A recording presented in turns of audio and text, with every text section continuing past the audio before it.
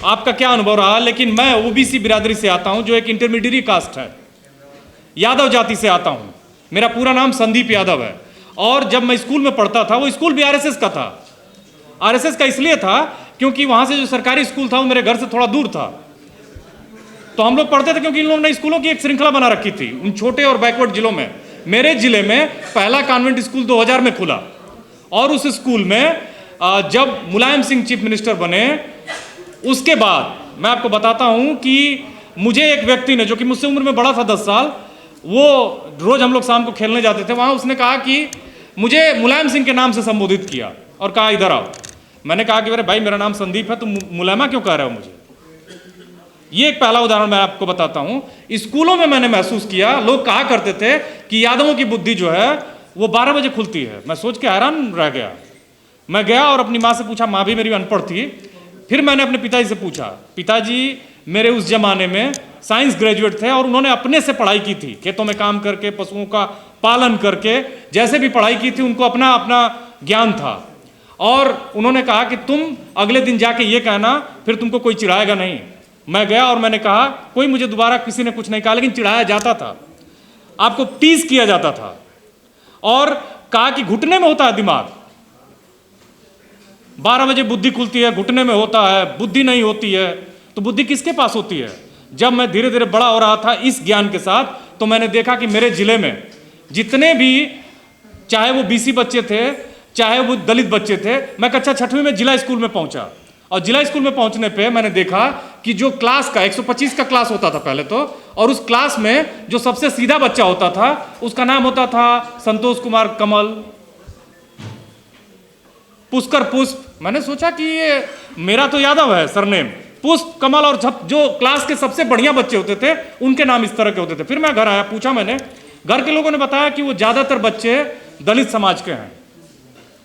फिर मुझे धीरे धीरे जातियों का एहसास होने लगा, समझ में आने लगा कि कुछ लोग अपनी जाति क्यों छुपाते हैं और कुछ लोगों की जातियों का मजाक क्यों उड़ाया जाता है और कुछ लोग अपनी जातियों पर दंभ क्यों करते हैं।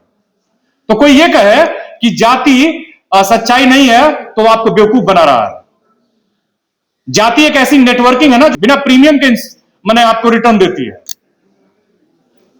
और खैर मैं यहां जाति पे लेक्चर देने नहीं आया हूं, मैं इस बात पे बात करने आया हूं कि साथियों, ये जो समता संघर्ष समिति है ये एक बहुत महत्वपूर्ण समिति है और आप सभी को इसके साथ जुड़ के रहना है।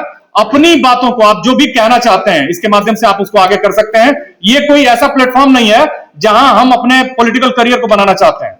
ये एक ऐसा प्लेटफॉर्म है जहां हम सामाजिक, सांस्कृतिक और हमसे जुड़े हुए जो आर्थिक मुद्दे हैं, अगर हमारे लोग इंडस्ट्री में नहीं है, बिजनेस में नहीं है, अगर हम लोग तो हैं हमारे, लेकिन लोग जो ये लोकतंत्र के पहिए हैं ना, जो पिलर्स हैं, जो खंबे हैं, वहां नहीं है। तो वो क्यों नहीं है, इस पर बातचीत करने के लिए हम लोग इकट्ठा हुए हैं। और ये जो यूजीसी इक्विटी रेगुलेशन 2026 था है, मतलब इनफैक्ट उस पर 2 जो जस्टिस की बेंच है, हमारे जो चीफ जस्टिस है और जय माल्या बागची है ना नाम उनका, बागची, इन लोगों ने स्टे लगा रखा है। हालांकि ये सुप्रीम कोर्ट की वजह से ही बनाई गई थी इक्विटी रेगुलेशन वाली मतलब जो नियम आया, कानून आया कि इसके द्वारा खास करके बच्चों को कैंपसेस में, यही कुछ छात्र बैठे हुए हैं जिनको मैं जानता हूं, मैं आपको बताता चलूं, ये बात मैं फिर से दोहरा रहा हूं, छात्र बैठे हुए हैं और वो बता देंगे कि पीएचडी में कैसे एडमिशन होता है। वो नेट क्वालिफाइड है, जेआरएफ क्वालिफाइड है, अभी वो सुपरवाइजर के लिए घूम रहा है, सुपरवाइजर अलॉटमेंट के लिए घूम रहे हैं। विश्वविद्यालयों में अभी भी रिजर्वेशन बाबा साहब भीमराव अंबेडकर ने ओबीसी के लिए भी आर्टिकल 340 का प्रावधान किया था। उसकी वजह से काका कालेलकर कमीशन बना। काका कालेलकर कमीशन की रिपोर्ट को 3 चीजें कह के रोक दी गई। पहला था कि पंचवर्षीय योजना आ रही है, उसकी वजह से खुशहाली आ जाएगी देश में, लगाने की जरूरत नहीं है। दूसरा, साइंटिफिक डेटा के आधार पर कलेक्ट नहीं किया गया है, इसलिए ये रिपोर्ट ठीक नहीं है। तीसरा ये कि भारत प्रगति कर जाएगा तो ये सब चीजों जातिवाद को बढ़ाएंगी, इसलिए इसको लागू नहीं करना है। हुआ क्या कि 40 साल का नुकसान हुआ। 30 साल की एक जनरेशन होती है, 1.5 जनरेशन का ओबीसी को नुकसान हुआ है।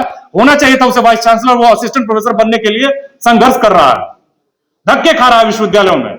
और साथियों, ओबीसी, एससी और एसटी के जो लोग हैं, उनका जो डेमोक्रेसी का पिलर है, आप देखिए इसी जुडिशरी में 2014 से पहले, इसी मतलब न्यायपालिका में 2014 से पहले 5 एससी के जज थे, 5 ओबीसी के थे, 1 आदिवासी रह चुके थे।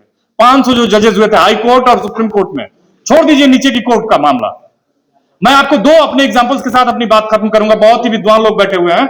यूएस में, चूंकि मैं ब्लैक स्टडीज और दलित स्टडीज पर थोड़ा मोड़ा काम करता हूं, तो इस एग्जांपल को बता दूं कि अमेरिका में जो सिविल वार हुआ, एक केस की वजह से हुआ था यूएस में, और वो केस था मिसौरी कॉम्प्रोमाइज था वहां। आप सभी जानते हो कि नॉर्थ अमेरिका और साउथ अमेरिका, जो अभी संयुक्त अमेरिका है, ये दोनों दो हिस्से में बंटने वाले थे, बंट चुके थे, और गृह युद्ध हुआ 1861 से 1865 तक। और वो इस वजह से हुआ कि एक ब्लैक साथी थे, माने एक गुलाम थे, उनका नाम था ड्रेड स्कॉट, ब्लैक थे वो, और उनके जो मालिक थे, जॉर्ज स्टीवेंस या कुछ नाम था उनका, वो उनको खरीद के दो जगह, माने एक ऐसी टेरिटरी थी नॉर्थ अमेरिका की जहां फ्री लोग रहा करते थे, उनको इलिनॉय और विस्कॉन्सिन के एरिया में ले गए, और उन्होंने 1799 में उनका जन्म हुआ था ड्रेड स्कॉट का। 1846 में उन्होंने एक मुकदमा किया, और वो मुकदमा था कि चूंकि मैं फ्री एरिया में रहता हूं, तो इसलिए मुझे फ्री नागरिक घोषित किया जाए। और उस मसले पर लोकल कोर्ट ने उनको पॉजिटिव निर्णय दिया, हाई कोर्ट ने निगेटिव निर्णय दिया, सुप्रीम कोर्ट मसला गया। रोजर बिटेनी एक जज थे, और उन्होंने 7 और 2 से शायद वो जजमेंट आया था। वो जजमेंट ये आया कि ब्लैक्स को इक्वल नागरिक के रूप में नहीं माना जा सकता है। 3 जजमेंट उन्होंने दिए, और उनको इस तरह से कर दिया गया कि वो जो ब्लैक्स हैं वहां के, उनको कोई अधिकार नहीं है। अंत में उसी की वजह से, और ये जजमेंट आया था 1857 में, 1858 में ड्रेड स्कॉट की मौत हो गई।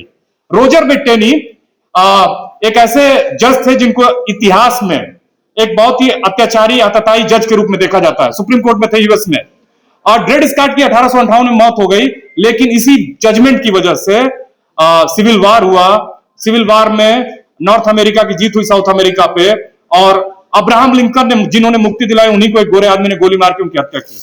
तो साथियों, ये बताता है कि कैसे व्यक्ति जो है ना अपने स्वार्थ में अंधा हो सकता है। मैं ये नहीं कह रहा हूं कि इसका किसी केस से लेना देना है, लेकिन ये भी है कि आप 3 तर्क देते हो।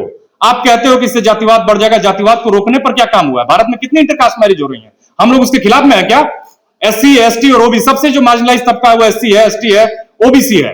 तो क्या उन लोगों के साथ अगर वो इंटरकास्ट मैरिजेस नहीं हो रहे हैं, तो क्या इसके लिए ये जिम्मेदार है? ये जाति नहीं खत्म हो रही है तो कौन जिम्मेदार है? अगर ये जितने भी पिलर्स हैं उसमें ऊपर नहीं आ रहे हैं तो कौन जिम्मेदार है? इस पर कौन बात करेगा? अगर काका कालेलकर नहीं लागू हुआ, ओबीसी की बड़ी आबादी है बिहार में, आपने देखा कि 63% के आसपास आबादी है, 10% अपर कास्ट आबादी है। पार्लियामेंट में, मैं नहीं कह रहा हूं, क्रिस्टोफ जेफरलो कह रहे हैं, पार्लियामेंट में इनकी आबादी 43% है।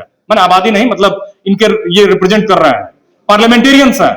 जुडिशरी में देखिए आप, अगर जज नहीं बन रहे हैं हम लोग, तो क्या गड़बड़ है? मेरे साथ, मैं स्वस्थ आदमी हूं, विज्ञान कहता है, यही कई वैज्ञानिक बैठे हुए हैं, सभी जानते हैं, विज्ञान कहता है कि 6 साल तक जो बढ़िया से खाता है, जितना प्रोटीन खाना चाहिए उसको मिलता है, तो वो बौद्धिक रूप से कमजोर होगा ही नहीं, हो ही नहीं सकता है। तो कमजोर नहीं, इसका मतलब कि कमजोर है ये लोग। दिल्ली विश्वविद्यालय में ही नहीं केवल पढ़ाया है मैंने, दिल्ली विश्वविद्यालय में मैंने अपनी नौकरी ही परमानेंट टीचर के तौर पे शुरू की थी, और उससे पहले मैं भारत के 2 और विश्वविद्यालयों में पढ़ा चुका हूँ परमानेंट फैकल्टी के तौर पे साथियों।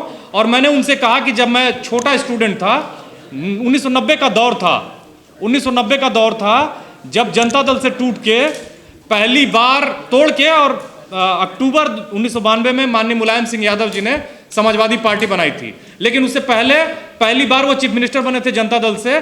23 या 24 दिसंबर था 1989, और मैं नहीं जानता हूं कि जो डिस्क्रिमिनेशन का मसला है